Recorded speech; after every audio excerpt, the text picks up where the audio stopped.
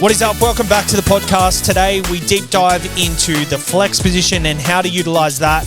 We go through the team picker, we go through every single position and what our key takes are from each position is. We go through every single price and it's a massive episode. So tune in, enjoy, and good luck. What is up and welcome back to the SuperCoach Experience podcast. I'm your host, Brandon Savage, the coach of the yet to be decided this year team picker has opened today, and I'm joined here by the one and only Mikey. How are you, Mikey? Yeah, it's good to be here. It's good to be down at Drink West. Finally doing a podcast down here, which is good. But how exciting! Team Pickers here. We've got a few changes, and I'll be the coach of Trip Jacket Mafia. If I'm ever to win it one day, there's no way that I don't want that name there. So I'll never change it, because I reckon say I change it one year, watch that be the year I have an absolute killer. So. A real good year, and you make a name for yourself, and then everyone will know you as that team name. So you don't want it to be any different. Firstly, how was the off season? Yeah, it was good. I enjoyed it. Just having a bit of a break from it. Obviously, BBL started to now. Maybe I've the past couple of days putting a bit of time and focus into that. But then, the pressure's on. I fly to Japan on the first month of footy, so I'm going to need to put a lot of prep in before I go. And if I can come back after a month for that and be ranked pretty nicely, I'll be happy.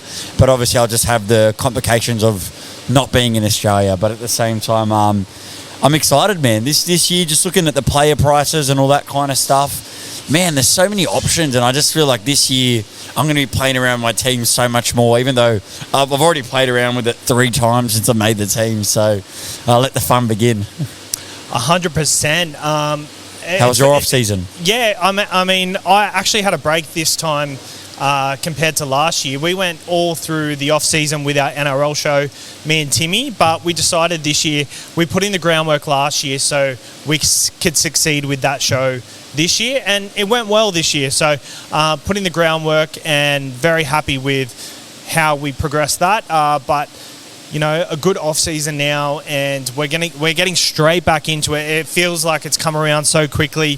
Tom Sankster only got back last week, and he's got to launch everything within a week, all these articles. But firstly, before we do move on, we are at Drink West Brewery. They are helping us out this year, and we're going to hope to record as much as we can here this year.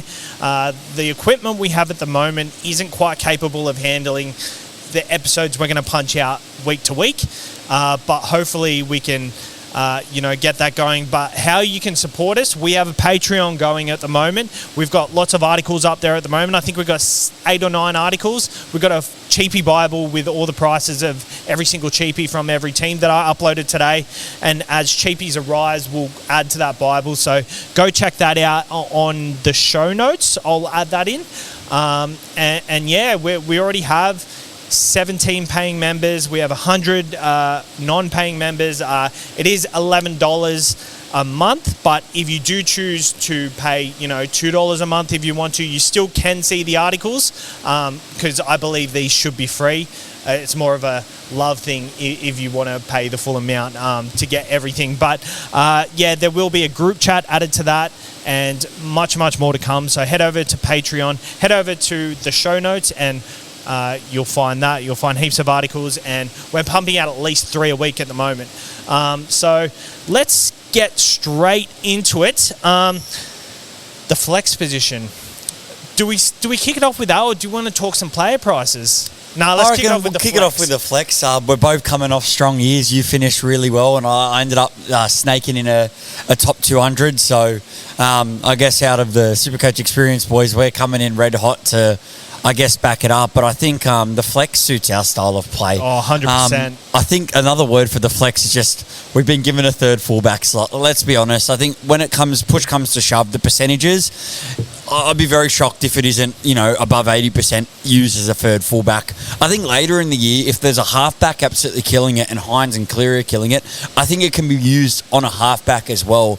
I think it's going to be handy too over origin periods when, you don't want to get rid of 2 halves if they're origin or fullback. At least you can then use that flex to cover it. But some people love it. Some people hate it. Some people say it's making the game easier, but I like adapting to change, even though if it makes it easier, makes more possibilities and ways to tactically, maneuver through it. So we knew it was coming. They use it in BBL.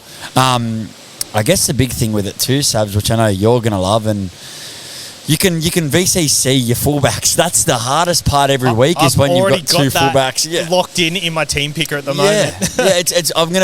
I feel like most weeks too, like when there's a big plethora of fullbacks you can choose from, and that's going to be the hardest, choosing your 2 or 3 gun fullbacks. But realistically, most of the time, a lot of those guys will have good draws at the same time, and I'd be shocked that most weeks you'll have VC and C on both your fullbacks. So that could also present opportunity if that fails to, might open it up more for some of your halves to kill it. But I think that's going to be the main thing, is how you use a captaincy. And do you utilise it to get a cheapie in that position? Do you stack 3 gun fullbacks? Like, how are you looking at it to start?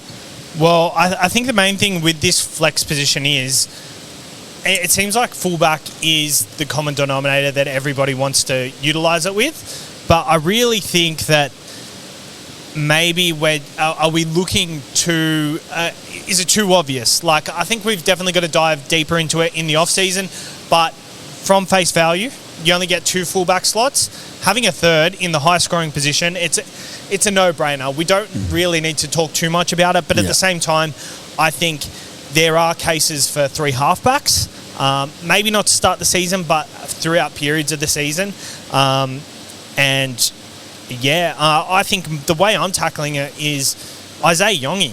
I think he's the one that I want to fit into my side. I can get Latrell and Turbo, who I think I'm going to start with. Turbo has 4 out of his first 5 home games at home.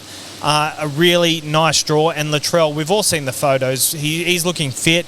Wayne Bennett, goal kicking. Latrell has never let me down. So I think these 2 fullbacks are pretty good to start with. It's just the third one, like, do you really want to utilise that flex position to get a cheapie in? And I think someone like Iongi with a new coach, Parramatta, nice and fresh start with Jason Riles. I just think he was next in line at Penrith. He didn't really get a crack. He had 1 game for 47 points, no attacking stats. I really like Iongi. Yeah, look, I think there's pros and cons to both, stacking the 3 fullbacks or taking the cheapie. I know before we knew the flex was coming, I was really thinking of going like, can I afford to grab a fullback, a gun fullback and Yongi and only have 1? Because I was just like, this guy's got a lot of money to make.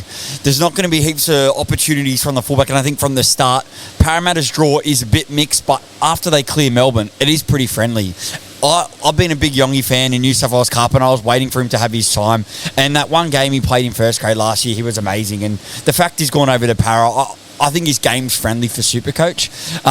So I, like you, when it first came out, me and you said the same thing. There's no way we're not going to take the cheapie. So I won't be going 3 gun fullbacks. As long as he doesn't go down, I'll take him for sure. I just think go on the 3 gun fullbacks. Like, look, I understand it.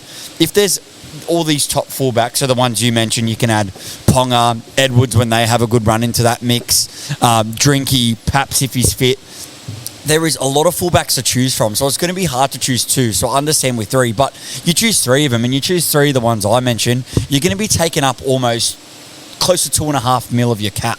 Then it doesn't enable you. Like, I think there's actually quite a few cheap guys that might get a go, and some mid-ranges. I think there's lots of value this year if some of these players stay fit, because last year we were swamped by a lot of injuries, and it's presenting a lot of opportunities for this year. But it just makes me think that if that's what people are going to do, I can then switch to take the 2 fullbacks, take Yongi, and then use that money to evenly spread out the rest of your side. I agree with you. I think you can do 3 halfbacks, but if all those fullbacks are fit and firing, I'm a lot more scared leaving one of them out. I think you have to have 2 of them. I think it makes it hard. You've definitely got to read what players are available at the time. I think for the start of the season, it's looking like 3 fullbacks, and I'm going to be scared of the people who have Ponga, Latrell, and Turbo, or 3 of these gun fullbacks. You can throw Drinky in there, who's probably going to goal kick this year, but I'll be really scared of them. But obviously, they're going to miss out somewhere else.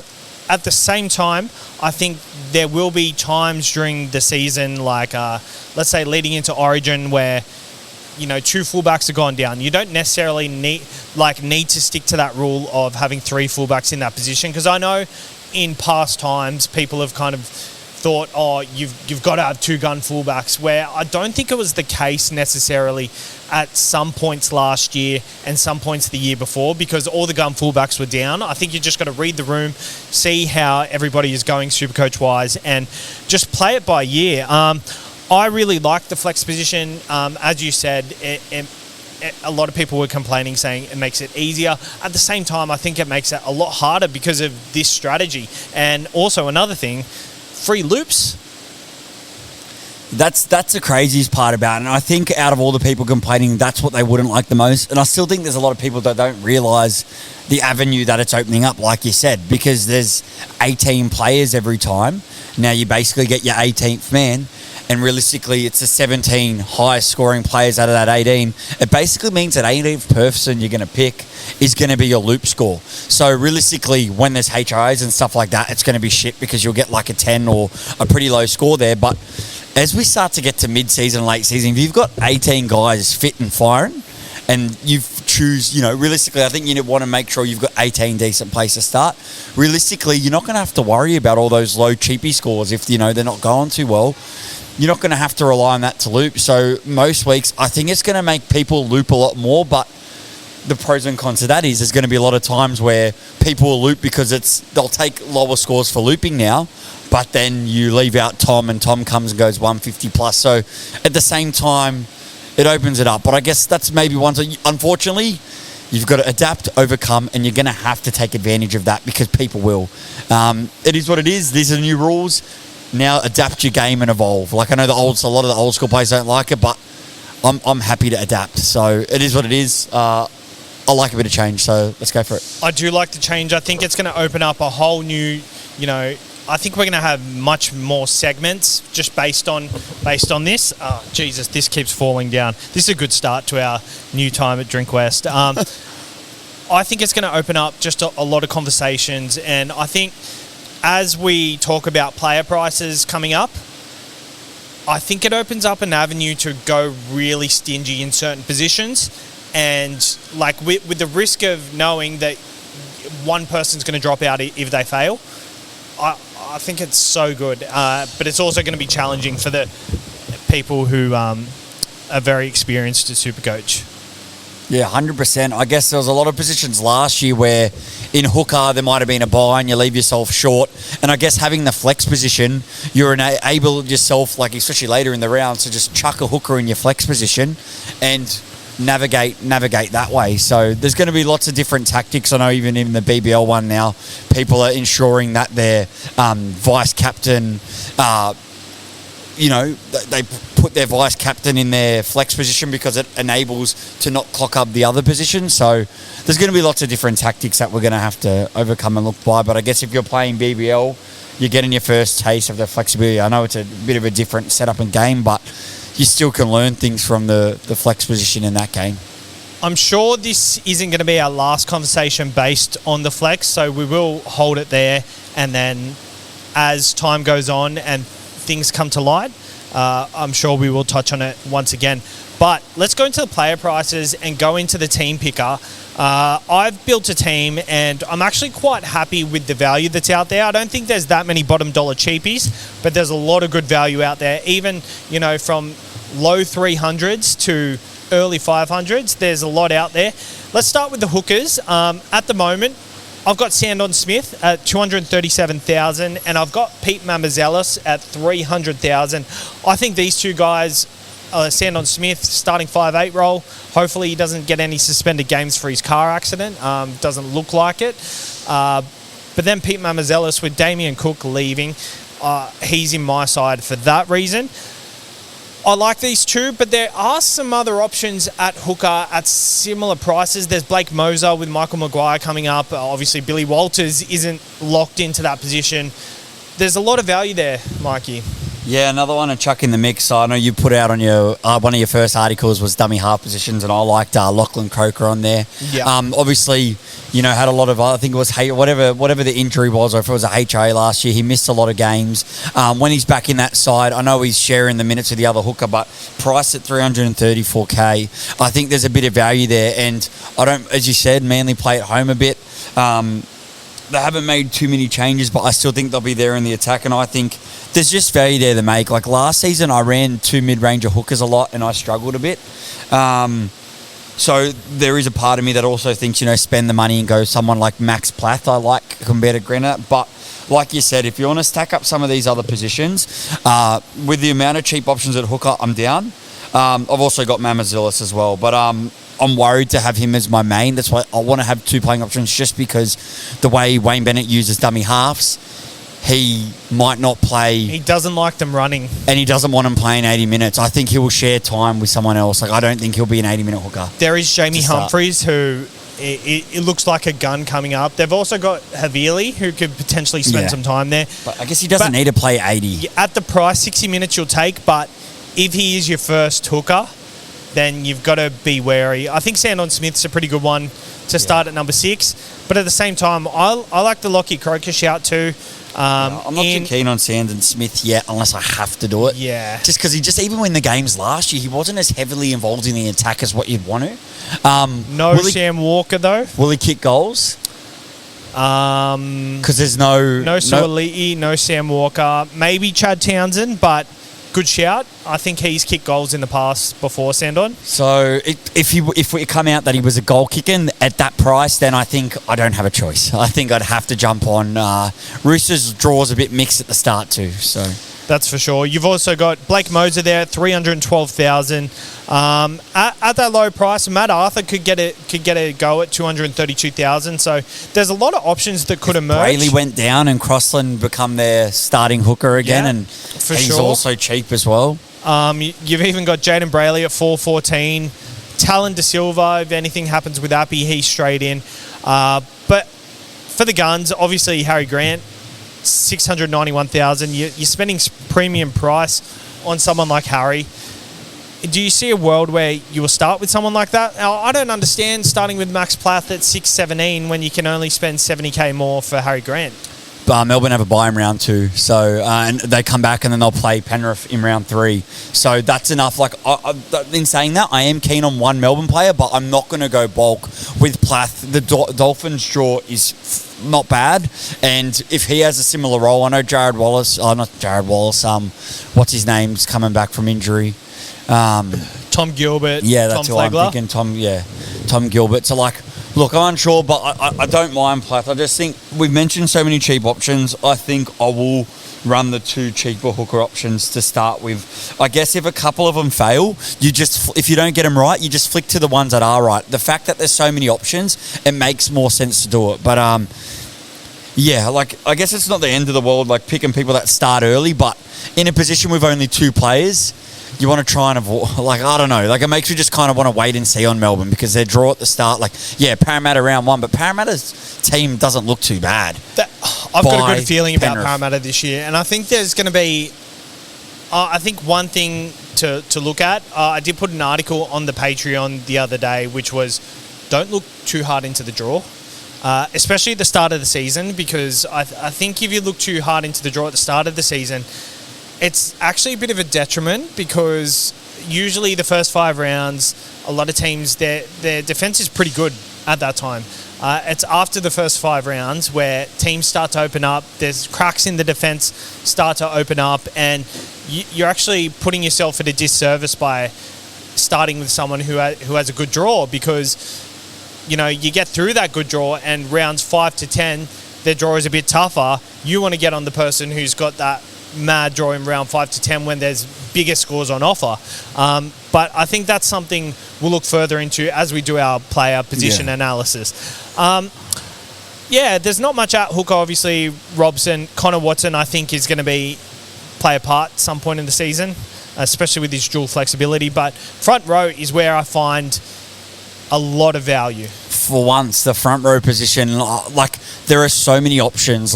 In all honesty, there's a lot around that 500 to 600 price that are valuable too. And I know I go sub 400k, sub 500k. This year I'll be taking 2 guns. There's also and there's some value in the mid ranges. There's some ones that to be honest, it'd be nice to not have to worry about the front row position as hard. So I will be spending a little bit of money in there just because I like the options. Even Payne Haas at the top of the list, like 680 is not a bad starting price for him. I think it's one of his cheaper starting prices. I currently don't have him, but depending on how the others go, I could see myself starting with him depending on the teams. But and I don't mind it under Madge Maguire. Yeah, I think you want him at some stage. Like I did most of last year about Haas, but I think this year I want him at some stage. I think my usual philosophy is the two bench guys are, one of them you could probably play if worse comes to worse, but the second one is always a dud that you don't want to play under any circumstances. And that's only by how the circumstances end up. With this year, I don't think I can do that at the moment because you've got one person in particular I'm really interested in, Royce Hunt. At the price, like I couldn't believe he was down at that price. Like it's 260.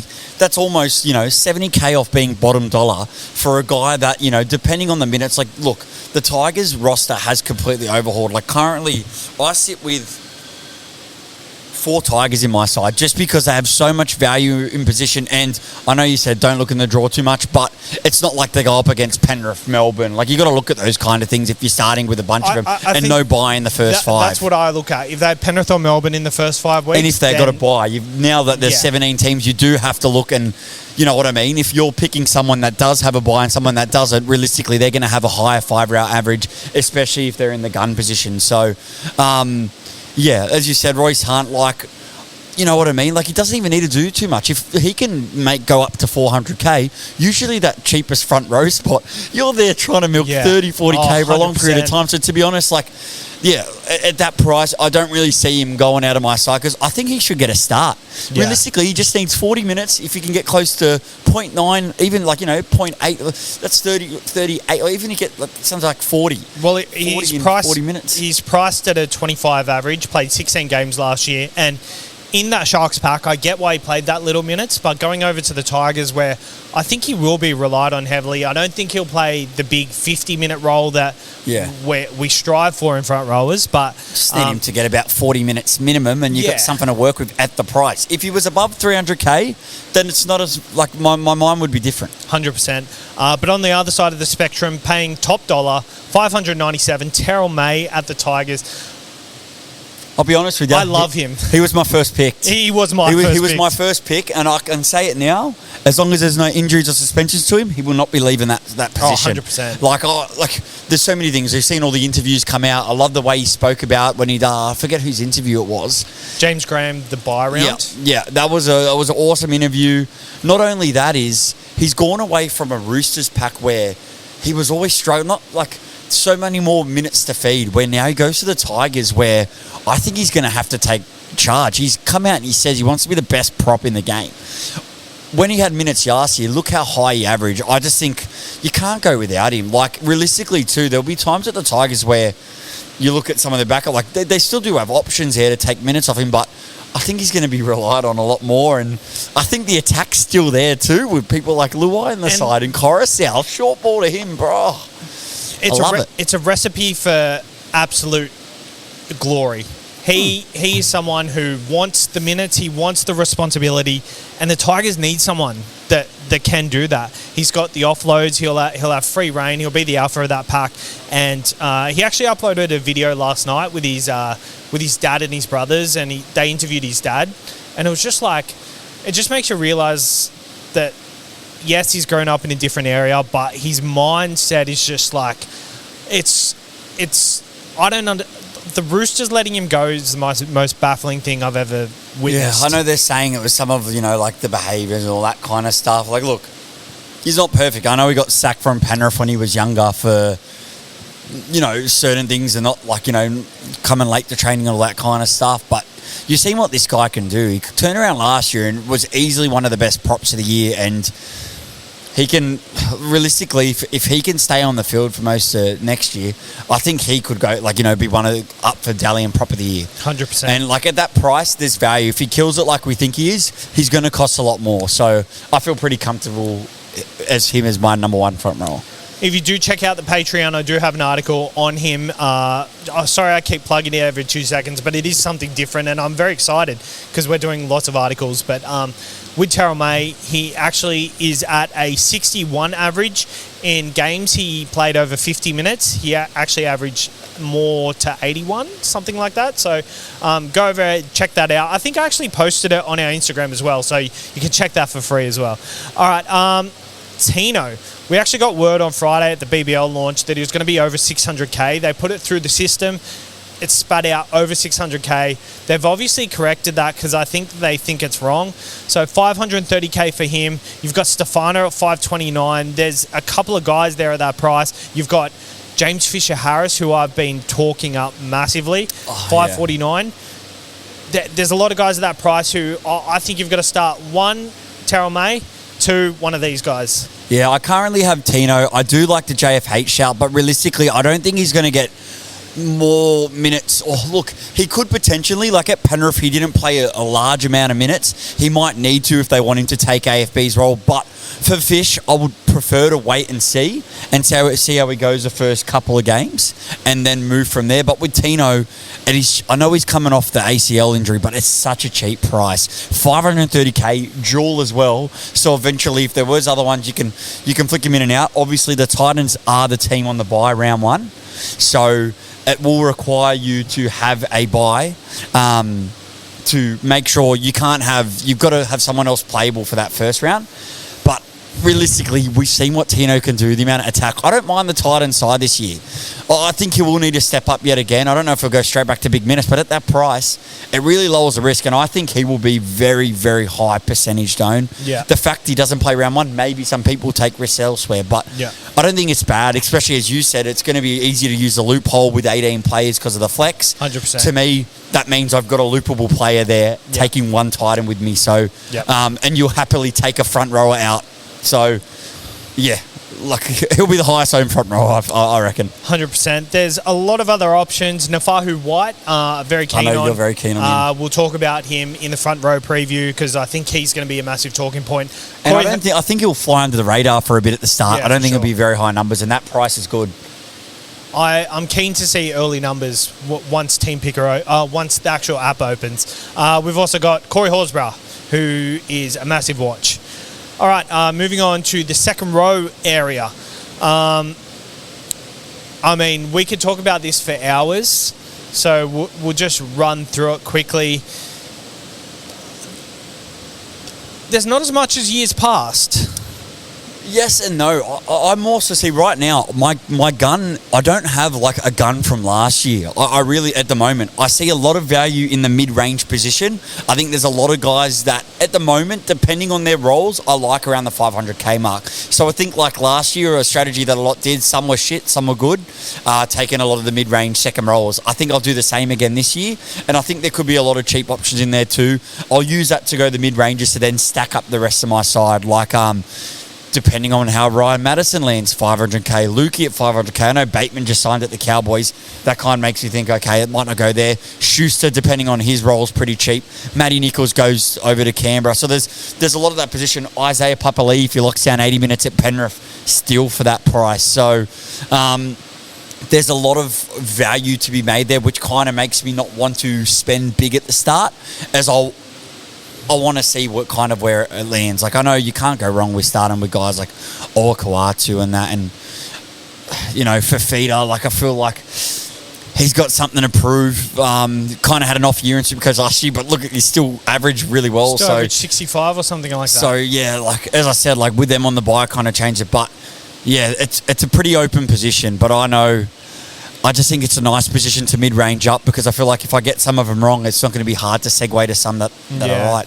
There's a lot of value in that position. Yeah, there is. And I think one thing that's important here, I think that with the second rowers, do not consider using a second rower as your flex. Yeah, you get 6 of them. I think that's more than enough. In years past, Joe Chan last year, like, he just held that last position for the whole year. When do you ever have 6 gun second rowers? Very rarely. So I think that's something to know. Even with the front row forwards, I think that's enough. I know there's a lot of value there. Like, you might miss out on a Corey Horsburgh if you've got all these other guys that you want, but just like these positions aren't high upside. I think use the flex to your advantage. You've got to use it on a position with two. Sure. There's not, like 5'8", there's not a heaps of options, and you could say the same about hooker. So I think definitely halfback, fullback. I guess someone could make a case for hooker if you wanted. Do you think there's a lot of value there? You want two values and a gun? Yeah, there could be a case there. I mean, even like 2 or 3 week plays sometimes. Like, you could have that slot open and it could be a perfect move for you at the time. Yeah. Like Tom Starling last year. Imagine if like everybody had another position just to get in Tom Starling for 2 weeks, and you know, it would have helped me out when he started to fall off the cliff. So for sure. All right, second rower, Finny Fuaki, 368,000. I think I'm very keen on him. Matty Nicholson, there's a lot of shouts about him at Canberra, 336k. Come over from England. Zach Hosking and him will fight out for a position, I assume. So I guess we'll see how that lands up. I like the look of Scott Sorensen at 485,000. Just depends on where he ends up in the rotation with IPAP going there. Looks, I don't hate it. I think it's whoever locks down that 80-minute second row position, but I really think Sorrow will go back to the bench or start front row, which kind of at that price, I'd want to wait and see, because if he takes kind of Fisher Harris's role, he's going to get a similar amount of minutes, and then I don't like that for the price. Yeah. Sil Wong and Egan Butcher, 310,000 each. I think Tupanua left the Roosters, and Terrell May. So Terrell May, Jared Warrior-Hargraves. So who was the starting second rower with Crichton towards the back end? Nat Butcher. Victor Radley was, sorry. Oh, Victor. He'll move to lock with Brandon Smith being out for the year. So Nat Butcher will start, and then you'll have Egan Butcher, Sil Wong. So one of them should take. When we do our Roosters preview for our NRL show, their roster is so shallow. Like, I had to put Blake Steep as their 17th player for their best possible 17 until Smith and Walker come back. Like, it's that dire. I guess maybe in the forwards. I guess they've got a few options in the outside backs with young guns and that. But if any of those two land that spot, they'll be highly owned. Yeah, for sure. But that is always every year a 2-part series, our second row forward chat. So keep an eye out for that. I think we'll start our position analysis podcast in the coming weeks. Next week is Christmas, so we probably won't get to one then. But last year, I guess you got Sabs and Timmy together and me and Jake together. Obviously, being a Drink West, our rotation might change a little bit, but I guess if we have the time, we'll still do if people like that from last year, do both perspectives, so it's a bit more content. For sure. It'll be every Tuesday as well, so that's our schedule. Into the halfbacks. I saw your team earlier, and you've loaded up. I loaded up. I have changed it since then. I'm still on the fence. As I think a lot of people will stack 3 fullbacks. That gives an opportunity. If you're going Yongi and 2 fullbacks, why not take Cleary and Hines? A lot of people going a little bit cold from Hines. It's an attractive price from Hines. Yes, they pay Penrith first up in Vegas, but yes, the Sharks draw looks a little tougher than most years, but at the same time, I just think, the belief from Hines, and I still think he's a big option. So I think taking both of them to, could be huge, and then eventually, you could use that halfback flex if you need to get someone else in. I do kind of like Luai as well. I kind of like the opportunity. He just looks attractive in that Tigers logo, the price, doesn't he? Yeah, just with him, we saw it last year when he controlled the side at Penrith. He went to an astronomical price and went on a run. At the Tigers, you've got him as a jewel. 560 to 580, I think he is. It's not a bad price to have a look. And I know you're not too keen on looking at the draws, but the first 5 from the Tigers, they avoid all the big top 4s from last year, which I think is huge to look at. I know the Tigers might not perform as quick as what we want them to, but you've also got people like Cody Walker. There's quite a few jewels to have a look at now. So you could go a combo where you go jewel and jewel in your 5'8" halfback, and that can also give you a bit of flexibility to go with your flex position. So 100%.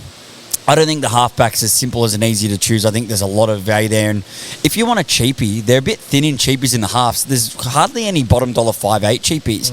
If you want a cheapie, you've got to go Lachlan Ilias at halfback or Sandon Smith if you don't want him at hooker. So realistically, it's the only cheaper option I see that's a potential is if Will Price wins that 5'8 spot.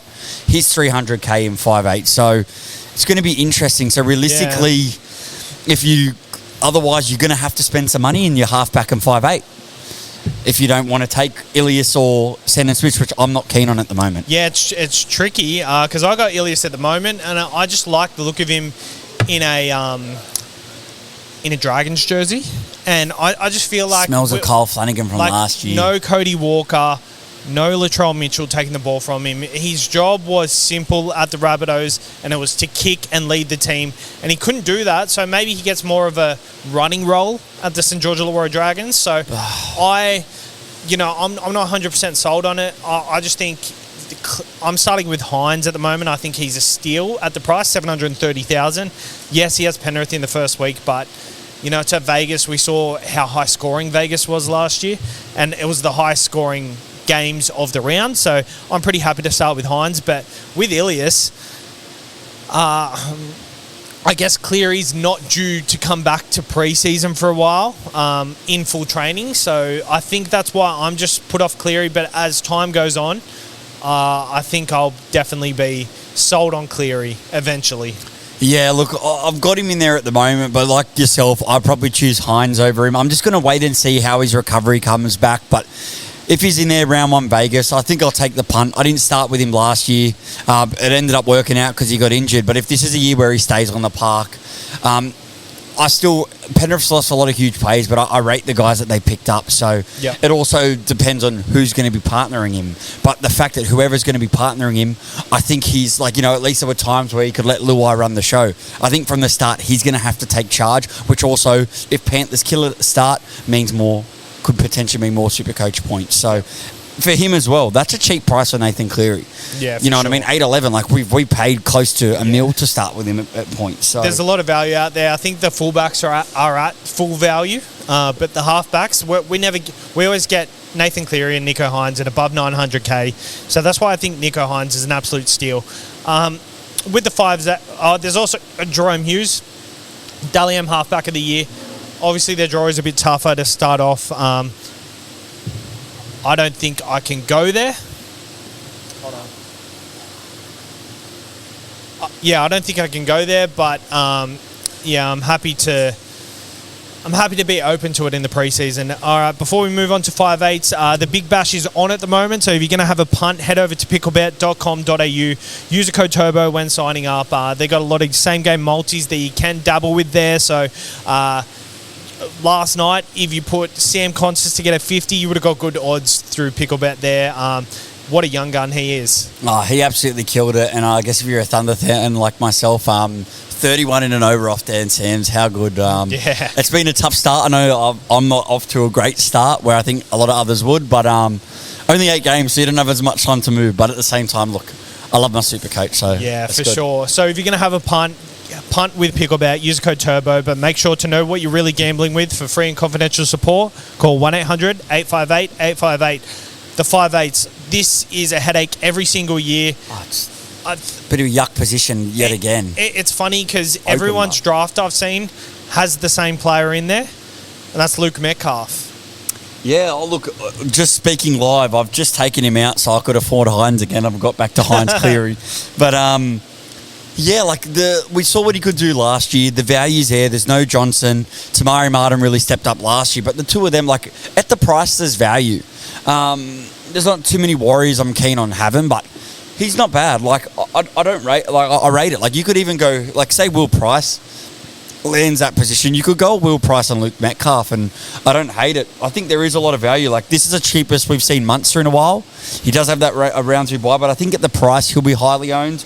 And then the other two that I briefly mentioned, I've currently got Luai as my starter. I really like him there. And look, Cody Walker too. The bunnies, I think there's so many bunnies that I'm looking at purely because of the Wayne Bennett factor. And Walker had really good bits in moments. And the fact that their team underperformed so hard, if you think they're going to bounce back, that presents value. And we said it last year when I think, look, the Bunnies are going to have a little small bit, and we all jumped on Latrell Mitchell and Walker, and that worked really well for you last year, Sav. So I do think I think they're going to start real hot, and like especially like Latrell in hot form, I've currently got like 3 or 4 Bunnies in my side. There's just a lot of value there. So, and I think Cody Walker would be a good pod. I don't have him currently, but he's definitely... Cody Walker's always on my list. I know he's getting old, but there's value. 560 dual. I guess on that, we didn't mention Josh Schuster in the second row at 265. I'm honestly not going to talk him up until we know he's going to get a start.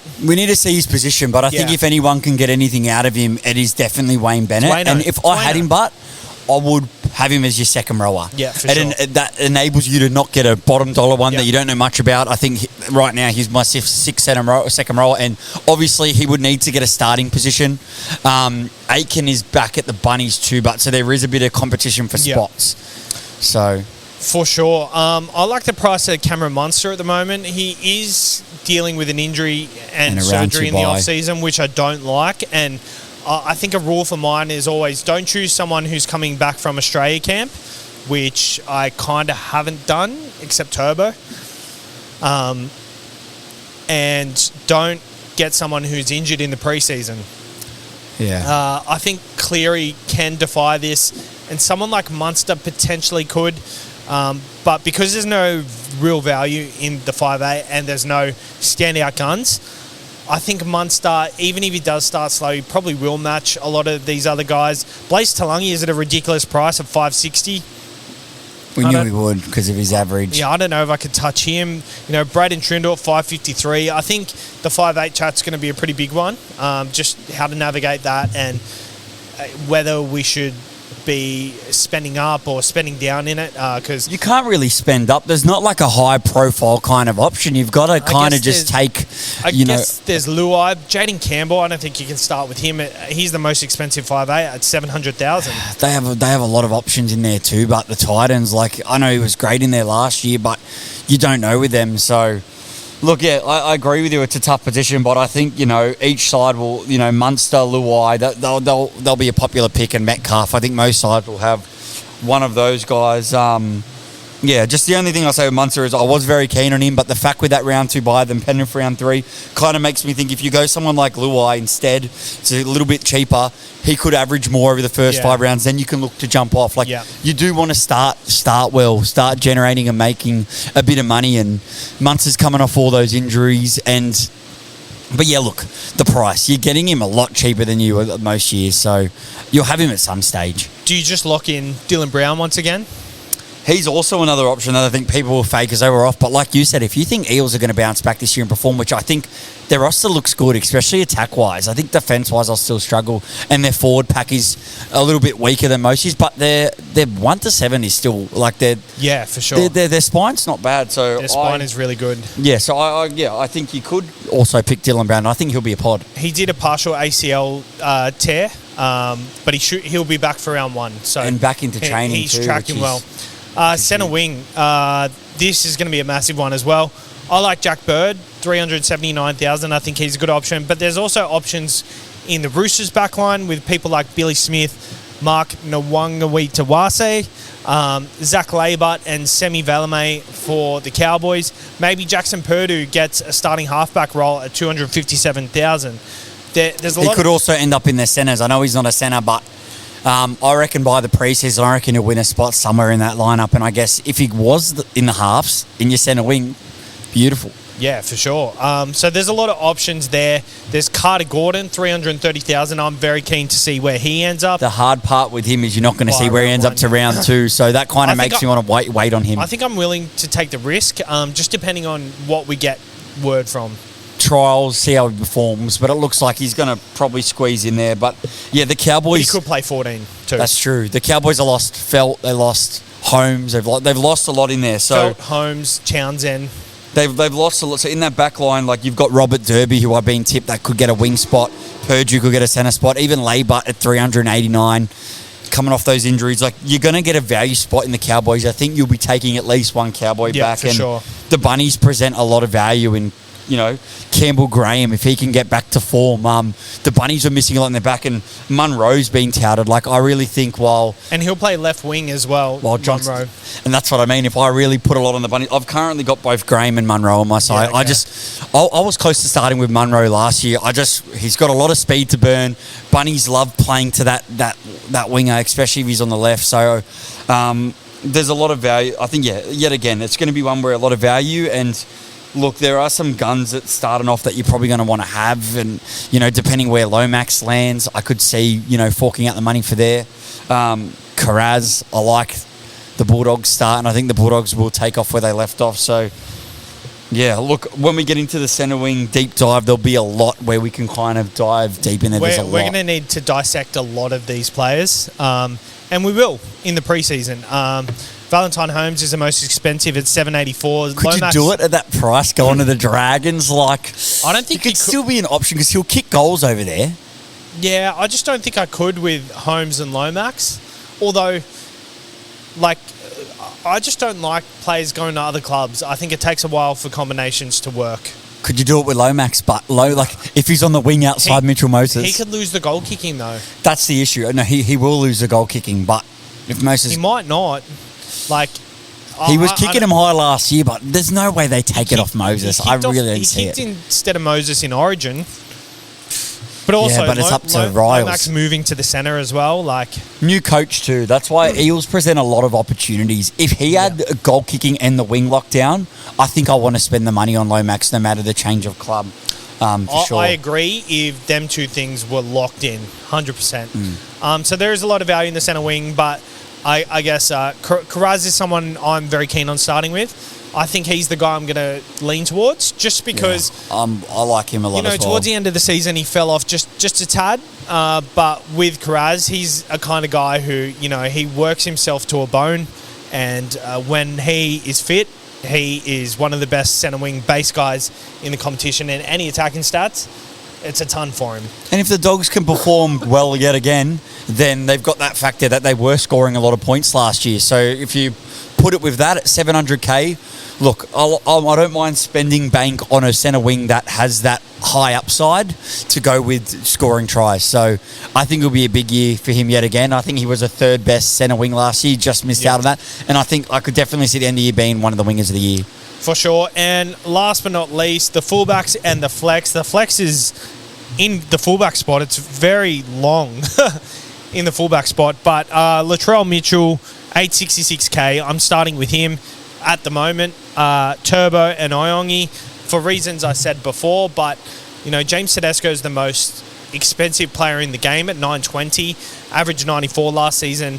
Have you considered him at all in your plans? Not at that price. When you have a look at the other fullbacks and the value there, I just prefer to take two of them. If I wanted to take Kalen Ponga over Tedesco, I'm saving $130,000. So I just see the upside. That's what just puts me off from the start. Plus, to go with how the Roosters kind of starting draw is, he'll be someone you want at some point. But if all those fullbacks are fit, like even Drinky, currently I've got Tom and Ponga kind of just ahead of Latrell at the moment, but I kind of really like Drinky as well. And the Broncos now with Ben Hunt, I like their lineup too. I like Reece Walsh at too, yeah. And if perhaps if the Titans were starting from round one, then I like Kinney. And then also Pappenhausen at 616. Realistically, if you're going to take three fullbacks and not go a cheapie, I don't mind him as a cheaper option. It's tough, but 616K, he's got value. He's got a lot of value to be made there. For sure. So, especially someone like Meany went down and he gets a goal kicking. I know it's hard for him to stay on the park, but this fullback position is going to be tough. Yeah. It's going to be so tough. And I genuinely think Reece Walsh is going to have a breakout year again. Under Madge Maguire, I think he's going to... He averaged 75 last year and he played 14 games. That's ridiculous. And he's still one of the most expensive players in the game. Drinkwater will gain goal kicking. That's what makes him an attractive purchase. I guess with Tedesco 920, I don't like him just because of the players they're losing, and I think it's going to take a while for them to click. No Sam Walker, so no Luke Keary in particular. He'll have to do a lot, which he could still pull, but for 920, it's just the price for me. Yeah, for sure. and the amount of have to do options. a lot, but I think with the players gone, a lot might not equate to more. If he kills it and you take the risk, he's going to be at a lower rate to some of these other guys. Yeah, for sure. I guess being able to choose 3 fullbacks might kind of even up the percentages a little bit. But, yeah, just on Drinky, there were a lot of times last year where they just go to Townsend and then kind of kill instead of him just taking the ball. No Townsend right. here. Townsend will throw the cut out to the right. Like, at the moment, like, I just have... Yeah, like, he's not in my side, but I think the more and more I look at it, like, Drinky could be huge. Like, yeah. Realistically, if I wasn't going the cheapie, I'd be going definitely 3 of Tom, Latrell, Ponga, and Drinky to start. I like it. All right. I think that's it for the podcast. We've been going 50 minutes pre-season work, and I can't believe it this early. But, yeah, there's a lot to talk about. There's a lot to dissect. Like, we could have gone for 6 hours tonight. So we tried not to. This is just a preview into what's going to happen this pre-season. We're going to deep dive into absolutely everyone, and we're so keen. We're going to start with the hookers and go all the way down to the fullbacks, and that should get us around, mid-February, and then we'll get into the trials and stuff like that. We do have some other things here and there. Obviously, question and answer podcasts will answer questions from the Patreon, which I do have a question on, actually, because I put a question thread out, and there is a question from Reese Conchi on the Patreon, and that is, sorry, I'm just getting it up.